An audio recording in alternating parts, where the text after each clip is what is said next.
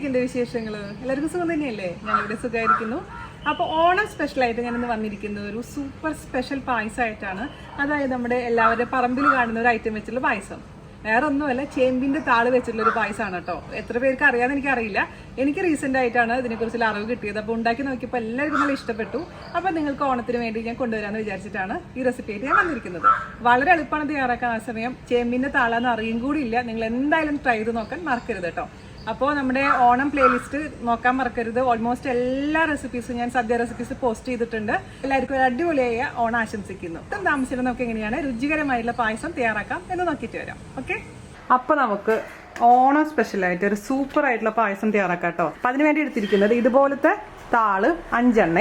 വലിയ താളാണ്, 5 പീസ് എടുക്കുക. 2 തരത്തിൽ നമുക്ക് കണ്ടിച്ചേമ്പ് കിട്ടും ഇതിൽ. അതായത് വയലറ്റ് കളറിൽ ഇരിക്കുന്ന അതായാലും കുഴപ്പമില്ല, അല്ലെങ്കിൽ പച്ചയായാലും കുഴപ്പമില്ല. അപ്പം ഞാൻ പച്ചയാണ് എടുത്തിരിക്കുന്നത്. 5 എണ്ണം എടുത്തിട്ടുണ്ട്. അതിൻ്റെ തൊലിയെല്ലാം കളഞ്ഞ് ചെറിയ പീസസ് ആയിട്ട് മുറിച്ച് വെച്ചിരിക്കുന്ന കഷ്ണങ്ങളാണിത്. നമുക്കിത് നന്നായിട്ട് വാഷ് ചെയ്തെടുക്കണം. അതിനുശേഷം നന്നായിട്ട് കുക്ക് ചെയ്തെടുക്കണം. പിന്നെ നമുക്ക് എക്സ്ട്രാ വേണ്ടത് ഗോതമ്പാണ്. സൂചി ഗോതമ്പ് നുറുക്കില്ലേ, അത് നമുക്ക് 1 ഗ്ലാസ്സാണ് ഇതിലേക്ക് വേണ്ടത്. ആദ്യം തന്നെ ഒരു 20 മിനിറ്റ് മുമ്പ് തന്നെ നമ്മൾ സൂചി ഗോതമ്പ് വെള്ളത്തിലിട്ട് വെക്കുക, എപ്പോഴും ചെയ്യുന്ന പോലെ തന്നെ. അതിനുശേഷം ഒരു 4 വിസിൽ വേവിച്ചെടുക്കുക. അത് ഞാൻ എടുത്ത് മാറ്റി വെച്ചിട്ടുണ്ട്. അപ്പോൾ ഇത് ഞാനൊന്ന് കുക്ക് ചെയ്തിട്ട് കൊണ്ടുവരാം കേട്ടോ. അപ്പോൾ നമ്മുടെ താള് നന്നായി കുക്കായിട്ടുണ്ട്. കുക്കായെന്ന് ഉറപ്പ് വരുത്തണം കേട്ടോ. 4 വിസിലാണ്, മീഡിയം ഫ്ലെയിമിൽ 4 വിസിൽ. എന്നിട്ട് ഇതിൻ്റെ വെള്ളം ഞാൻ കുറച്ച് ഊറ്റി കളഞ്ഞിട്ടുണ്ട്. നമുക്കിനി പായസം ഉണ്ടാക്കാൻ തുടങ്ങാം. ഒരു പാത്രത്തിലോട്ട് നമുക്ക് 2 ടേബിൾ സ്പൂണോളം നെയ്യ് ഇട്ട് കൊടുക്കാം. നെയ്യ് കൂടുതൽ വേണമെങ്കിൽ ഉപയോഗിക്കാം കേട്ടോ. ഇനി നമുക്ക് ഇതിലോട്ട് താള് ഇട്ട് കൊടുക്കാം കേട്ടോ.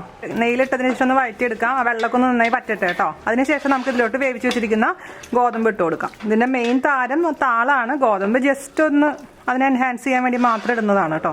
ആയിട്ട് ഇത് ഉണ്ടാക്കിയാൻ തുടങ്ങിയപ്പോൾ അതുകൊണ്ടാണ് കുറച്ച് ഇരിട്ടുള്ളത്. ഒന്ന് ക്ഷമിക്കുക. പിന്നെ ഈ താളെന്നൊക്കെ പറയുമ്പോൾ ഇതിൽ നല്ലോണം വെള്ളത്തിന്റെ കണ്ടന്റ് ഉണ്ട്. അപ്പോൾ അതൊന്നും നല്ലോണം പറ്റണേ ഈ നെയ്യിൽ കിടന്നിട്ട്. നല്ല ടേസ്റ്റ് ഉണ്ട്. അല്ലെങ്കിൽ പായസത്തിൽ വെള്ളം ചുവയ്ക്കും, അത് പ്രത്യേകിച്ച് ശ്രദ്ധിക്കുക. അപ്പോൾ നമ്മുടെ പറമ്പിലുള്ള താള് വെച്ചിട്ടും സൂപ്പർ ടേസ്റ്റ് ആയിട്ടുള്ള പായസം ഉണ്ടാക്കാന്നുള്ളത് എനിക്ക് അത്ഭുതമായിരുന്നു കേട്ടോ. അങ്ങനെ മിനി പറഞ്ഞപ്പോൾ ശരിക്കും ടേസ്റ്റ് ഉണ്ടെന്നൊക്കെ ഞാനിങ്ങനെ എടുത്ത് സംശയം എടുത്ത് ചോദിച്ചു. അവളെ നീ ഉണ്ടാക്കി നോക്കുക. അപ്പം ഞാൻ ചെറിയൊരു പോർഷൻ ഉണ്ടാക്കി നോക്കിയപ്പോൾ എല്ലാവർക്കും നല്ല ഇഷ്ടപ്പെട്ടു. അതുകൊണ്ടാണ് നിങ്ങൾക്ക് കൂടെ ഒന്ന് ഷെയർ ചെയ്യാമെന്ന് വിചാരിച്ചത്.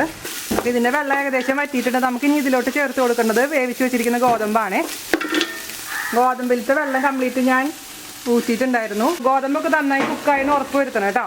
അപ്പോൾ അതും കൂടി ഇട്ടതിന് ശേഷം നമുക്കിതും ആ നെയ്യിൽ ഇട്ടതിന് ശേഷം ഒന്ന് വരട്ടിയെടുക്കണം. അപ്പോഴാണ് ആ പച്ച ടേസ്റ്റ് മാറുള്ളൂ, അല്ലെങ്കിൽ ഒരു പച്ചച്ചൊവ ഉണ്ടാവും നമ്മുടെ പായസത്തിന്. ഇപ്പം ഞാനിവിടെ ഹൈ ഫ്ലെയിമിലാണ് തീ വെച്ചിരിക്കുന്നത് കേട്ടോ, കാരണം പെട്ടെന്ന് വറ്റാൻ വേണ്ടിയിട്ടാണ്. ഇനി നമുക്ക് ഇതിലോട്ട് ചേർത്ത് കൊടുക്കേണ്ടത് ഉരുക്കി വെച്ചിരിക്കുന്ന ശർക്കര. അപ്പം ഞാനിവിടെ 3/4 കിലോ ശർക്കര ഉരുക്കി വെച്ചിട്ടുണ്ട്. പക്ഷേ മുഴുവൻ ഒഴിക്കുന്നില്ല. 1/2 കിലോ ഒഴിച്ച് നോക്കാം. നമുക്ക് വേണമെന്നുണ്ടെങ്കിൽ മാത്രം എക്സ്ട്രാ ചേർത്ത് കൊടുക്കാം. ഓരോ ശർക്കരയും ഞാൻ ഓരോ പ്രാവശ്യം വാങ്ങിക്കുമ്പോഴും ആ ടേസ്റ്റിൽ, അതായത് മധുരത്തിൻ്റെ അളവിലൊക്കെ വ്യത്യാസം വരാറുണ്ട്. അതുകൊണ്ട് എനിക്ക് കറക്റ്റ് പറയാൻ പറ്റില്ല. അപ്പോൾ നിങ്ങൾ നോക്കിയിട്ട് എപ്പോഴും ചെയ്തോളൂ കേട്ടോ. പിന്നെ ചിലർക്ക് നല്ലോണം മധുരം വേണം. എനിക്കൊക്കെ ഒരു മീഡിയം മധുരത്തിൻ്റെ ആളാണ് ഞാൻ. അതുകൊണ്ട് ഞാൻ ഒരുപാട് ശർക്കര ഒഴിക്കാറില്ല. അപ്പോൾ നമുക്കിതിലേക്ക് 1/2 കിലോളം വരുന്ന ശർക്കര ഒഴിച്ചു കൊടുക്കാം. ബാക്കി കുറച്ച് വെക്കാം. പിന്നെ എക്സ്ട്രാ വേണമെന്നുണ്ടെങ്കിൽ മാത്രം ഒഴിക്കാം കേട്ടോ. ശർക്കര ഒഴിച്ചു കൊടുത്തിട്ടുണ്ട്. അതും കൂടി ചേർത്തിട്ട് നന്നായി മിക്സ് ചെയ്യുക. അതിനുശേഷം നമുക്കിതങ്ങ് അത്യാവശ്യം വറ്റിച്ചെടുക്കണേ. നമ്മൾ ഗോതമ്പ് പായസത്തിൻ്റെ റെസിപ്പി തന്നെയാണ്. അതിൽ എക്സ്ട്രാ ഈ താള് ചേർത്തുനിന്ന് മാത്രമേ ഉള്ളൂ കേട്ടോ. ഇതിൽ നമ്മൾ ചേർത്തിരിക്കുന്ന ശർക്കര ഏകദേശം വറ്റാറായിട്ട് കേട്ടോ. 5 മിനിറ്റ് കൂടെ കഴിഞ്ഞ് കഴിഞ്ഞാൽ നമുക്ക് ഇതിലോട്ട് 2ാം പാല് ചേർക്കണം. ഞാനിപ്പോൾ 3ാം പാല് ചേർക്കാറില്ല. എപ്പോഴും ഞാൻ പറയാറുള്ളതാണ് നിങ്ങളുടെ അടുത്ത്. ഞാനിപ്പോൾ 2ാം പാല് മാത്രം ചേർക്കാറുള്ളൂ. അപ്പോൾ ഞാനിവിടെ 3 തേങ്ങയാണ് എടുത്തിരിക്കുന്നത്. 3 തേങ്ങയിൽ നിന്ന് നമുക്ക് 5 കപ്പ് 2ാം പാലും 1.5 കപ്പ് 1ാം പാലാണ് എടുത്ത് വെച്ചിരിക്കുന്നത്. 1ാം പാൽ എന്ന് പറഞ്ഞാൽ നല്ല തിക്കായിട്ടുള്ള പാലാണ്. അപ്പോൾ നമുക്കിതിലോട്ട് തേങ്ങാപ്പാൽ ഒഴിച്ചു കൊടുക്കാം കേട്ടോ. 5 ഗ്ലാസ് തേങ്ങാപ്പാലാണ് ഒഴിക്കാൻ പോകുന്നത്. നന്നായിട്ട് മിക്സ് ചെയ്ത് കൊടുക്കുക. ഒന്ന് കുറുകി വരുന്ന വരെ ഇതേപോലെ ഇളക്കി കൊടുത്തോണ്ടിരിക്കുക കേട്ടോ. പിന്നെ നമ്മുടെ ശർക്കരയ്ക്ക് അത്ര കളർ പോരാ. കുറച്ചും കൂടെ നല്ല ശർക്കര ആണെങ്കിൽ ഇതിനേക്കാളും സൂപ്പർ ആയിരിക്കും കാണാൻ. മധുരം നോക്കിയപ്പോൾ പോരാന്ന് തോന്നിയിട്ട് ഞാൻ കുറച്ചും കൂടെ ഒഴിച്ചു കൊടുത്തിട്ടുണ്ട് കേട്ടോ. അപ്പോൾ ബാക്കി ഇനിയുണ്ട്. എന്നാലും ഒരു 600 ഗ്രാമോളം ശർക്കര ഞാനിപ്പോൾ തൽക്കാലം ഉപയോഗിച്ചിട്ടുള്ളൂ. പിന്നെ നിങ്ങൾ ശ്രദ്ധിക്കേണ്ട ഒരു കാര്യം, ഈ നമ്മൾ വിചാരിക്കും വളരെ ഈസി ആയിട്ട് കുക്ക് ചെയ്യാൻ പറ്റുന്നത് നമ്മുടെ ചേമ്പിൻ്റെ തണ്ട്. 4 വിസിലുകൊണ്ട് കുക്കായി കിട്ടി. പക്ഷേ നമ്മളത് ഈ ശർക്കര പാനിയിൽ ഇടുമ്പോൾ അത് മൂരയ്ക്കും.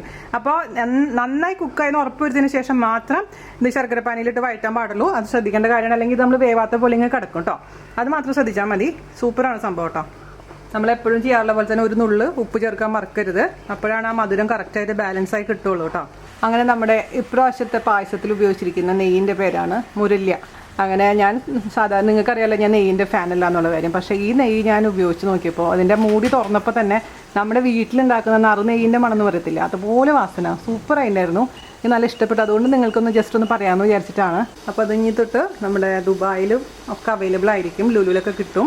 ഞാൻ അവിടെ പോയിട്ട് ഉപയോഗിച്ചിട്ട് നിങ്ങൾക്ക് കൂടുതൽ ഫീഡ്ബാക്ക് പറയാം കേട്ടോ. പക്ഷെ എന്തായാലും ഇന്ന് ഞാൻ ഉപയോഗിച്ചപ്പോൾ എനിക്ക് നല്ല ഇഷ്ടപ്പെട്ടിട്ടുണ്ട്. ഇടയ്ക്കിടയ്ക്ക് ഇളക്കി കൊടുക്കാൻ മറക്കരുത്. ഇപ്പോൾ നോൺ സ്റ്റിക്ക് പാത്രമായതുകൊണ്ട് അതിന് അടിയിലൊന്നും പിടിക്കില്ല, എന്നാൽ പോലും ശ്രദ്ധിക്കണേ. സാധാരണ രീതിയിൽ രാത്രി വീഡിയോ ചെയ്യാത്ത ഒരാളാണ്, പക്ഷെ നിവൃത്തിയില്ലാണ്ടായിപ്പോയി. ഇവിടെ പണി നടക്കുന്നുണ്ടായിരുന്നു, ടൈൽസിൻ്റെ പണി, ഇൻ്റർലോക്ക് ടൈൽസ് ഇടുന്നുണ്ട് പുറത്തേ. അപ്പം അതിൻ്റെ പണി നടക്കുമ്പോൾ ഭയങ്കര സൗണ്ടായിരുന്നു. പിന്നെ എനിക്ക് സമയമില്ല, പോവാറായി. ഓണത്തിന് മുമ്പായിട്ടൊരു വീഡിയോ കിട്ടുന്നുണ്ടായിരുന്നു, ആ ആഗ്രഹത്തിന് പുറത്ത് ചെയ്തതാണ്. പിന്നെ ഒരു വെറൈറ്റി പായസമാണല്ലോ. എല്ലാവരുടെ പറമ്പിലും നാട്ടിലാണെങ്കിൽ ചേമ്പും താൾ കിട്ടും. ചേമ്പ് നോർമലായിട്ട് നമ്മുടെ പറമ്പിലൊക്കെ ഉണ്ടാവാറുണ്ട്, അപ്പോൾ ഇല്ലെങ്കിൽ പുറത്തുനിന്ന് വാങ്ങിക്കാനും കിട്ടും. ഇപ്പോൾ ദുബായിലൊക്കെ പോകുമ്പോൾ എനിക്ക് നാട്ടിൽ നിന്ന് ചേമ്പും താൾ കൊണ്ടുവരാറുണ്ട് സ്നാപ്പ് ഷോപ്പിൽ. അപ്പോൾ ഇത് അത്യാവശ്യം തിക്കായിട്ടുണ്ടെങ്കിൽ ഇതിലോട്ട് നമുക്ക് ഒരു 3 ഏലക്ക പൊടിച്ചത് ചേർത്ത് കൊടുക്കാം. ഞാൻ കുറച്ച് പഞ്ചസാരയും കൂടെ ചേർത്ത് പൊടിച്ചിട്ടുള്ളതാണ് കേട്ടോ, പൊടിയാണ് കേട്ടോ. ഇനി നമുക്കിതിലേക്ക് കട്ടിയുള്ള പാൽ 1.5 കപ്പ് ചേർത്ത് കൊടുക്കാം കേട്ടോ. 1.5 കപ്പ് ചേർത്ത് കൊടുത്തതിന് ശേഷം ഒരുപാട് വറ്റിക്കണ്ട. ഈ പായസം ഇരിക്കുമ്പോൾ തന്നെ തിക്കായി പോകാനുള്ള ചാൻസ് ഉണ്ട്, അതുകൊണ്ട് ഒരുപാട് തിക്കാക്കാൻ പാടില്ല. ചെറിയൊരു ലൂസായിരിക്കുന്ന സമയത്ത് തന്നെ ഓഫ് ചെയ്യണം. അതേസമയം നിങ്ങൾക്ക് ഇപ്പോൾ ചൂടാറി കഴിഞ്ഞതിന് ശേഷം ഒരുപാട് തിക്കായി തോന്നുകയാണെങ്കിൽ കുറച്ച് തേങ്ങാപ്പാൽ ഒഴിച്ചിട്ട് മിക്സ് ചെയ്യാം. അതല്ലെങ്കിൽ നല്ല തിളപ്പിച്ച വെള്ളം ഒഴിക്കാൻ പാടുള്ളൂ, അല്ലാണ്ട് പച്ചവെള്ളം ഒഴിക്കരുത്. അപ്പോൾ പിന്നെ പച്ചച്ചവ വരും നമ്മുടെ പായസത്തിന് കേട്ടോ. നമുക്കിതിലോട്ട് 1.5 കപ്പ് നല്ല കട്ടിപ്പാൽ ഒഴിച്ചു കൊടുക്കാം. ജസ്റ്റ് ഒന്ന് ചൂടായാൽ മാത്രം മതി. ഈ ഒരു പരുവത്തിലിരിക്കുന്ന സമയത്ത് ഓഫ് ചെയ്യണം, കാരണം ഞാൻ പറഞ്ഞ പോലെ ഇത് ചൂടാറി കഴിഞ്ഞാൽ ഭയങ്കരമായിട്ട് അങ്ങ് കട്ടയാവും കേട്ടോ. അപ്പോൾ നമുക്ക് ചുക്ക് പൊടിയും കൂടെ അങ്ങ് ചേർത്ത് കൊടുക്കാം. പിന്നെ ചിലർ ജീരകം വറുത്ത് പൊടിച്ചതും ചേർക്കാറുണ്ട്, പക്ഷെ ഞാൻ ജീരകം ചേർക്കാറില്ല കേട്ടോ. തേങ്ങക്കൊത്ത് വറുത്തിട്ട് ഇടണമെങ്കിൽ താല്പര്യമുണ്ടെങ്കിൽ അത് ഇട്ട് കൊടുക്കാം. ഞാനിപ്പോൾ അണ്ടിപ്പരിപ്പും കിസ്മിസും മാത്രമേ ഇതിൽ ചേർക്കാൻ പോകുന്നുള്ളൂ. സോസ് പാൻ അടുപ്പത്ത് വെക്കുക, അതിലോട്ട് നമ്മുടെ നെയ്യ് ഒഴിച്ചു കൊടുക്കാം. നെയ്യ് ചൂടായതിലോട്ട് നമുക്ക് അണ്ടിപ്പരിപ്പ് ഇട്ട് കൊടുക്കാം. അണ്ടിപ്പരിപ്പ് റെഡി ആയതിനു ശേഷം കിസ്മിസ് ഇട്ട് കൊടുക്കാം.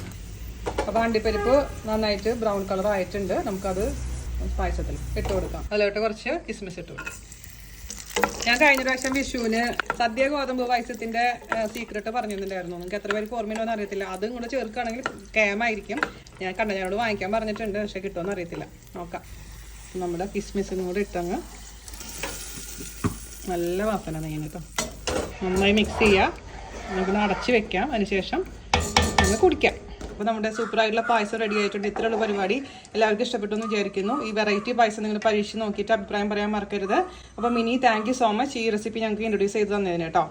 അപ്പോൾ അടുത്ത അടിപൊളിയായിട്ടുള്ള റെസിപ്പി ആയിട്ട് വരുന്നവരെ നന്ദി, നമസ്കാരം, താങ്ക് യു.